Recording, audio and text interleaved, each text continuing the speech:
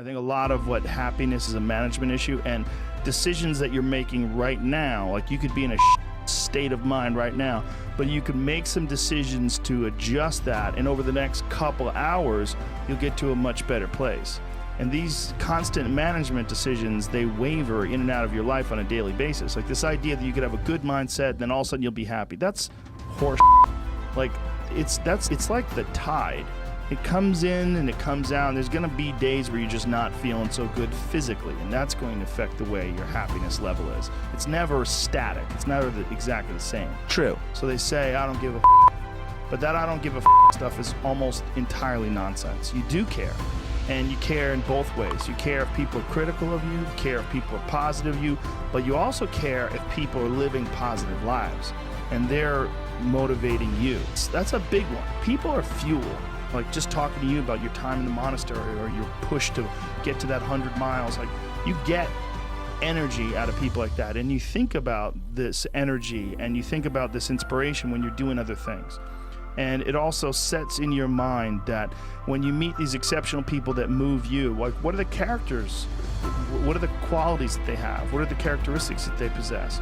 And those things become significant and important to you. Whereas if you live around a bunch of people that are complaining and about everything, and they see the negative in everything, and they're always whining, those people are the opposite of that. They're the opposite of inspiration, and just they're mud. You're just like, ugh. It's like you're up to your ankles in mud. You try to trudge through life. It's difficult. You're not light. It's not pushing you. There's not a wind at your back. The wind's in your face, and it's rough. And over time, I've learned that these people, you're not gonna fix them. When you're around happy, inspirational people that are successful, it makes you feel better and you get inspired. And if you act on that inspiration, your life will be more fulfilled. And it's not just inspirational in terms of financial success, but in terms of doing difficult things, whether it's running 100 miles, it doesn't pay you a goddamn thing other than the wealth of the knowledge that you can push yourself to such an extreme. Or anything else, whether it's someone who becomes really good at playing chess or someone who's really good at martial arts or whatever it is. There's a great feeling in these overcoming these difficult things, because life is never this just constant state of I'm at a 9 all day, and when I'm with my wife I hit 10, yay, and I stay like that. That's not real.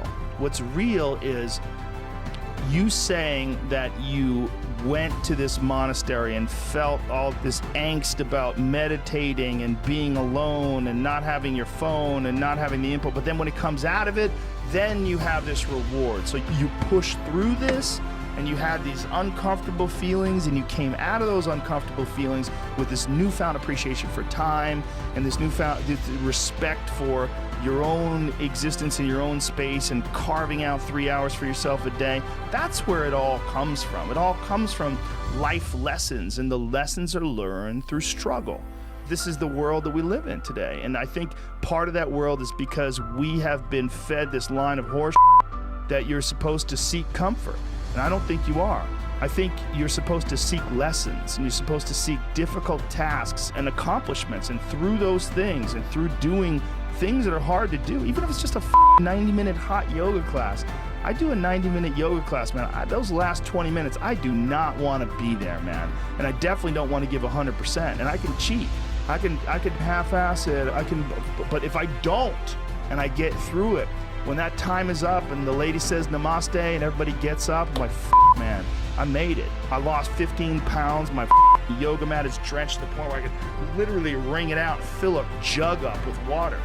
But through that struggle, I will now have a better day, and I better do it again tomorrow or do something else, because if I just think tomorrow I'm just gonna coast and eat Twinkies and watch TV, oh, hello sadness, my old friend, hello depression, because when you're not doing anything, you feel like shit.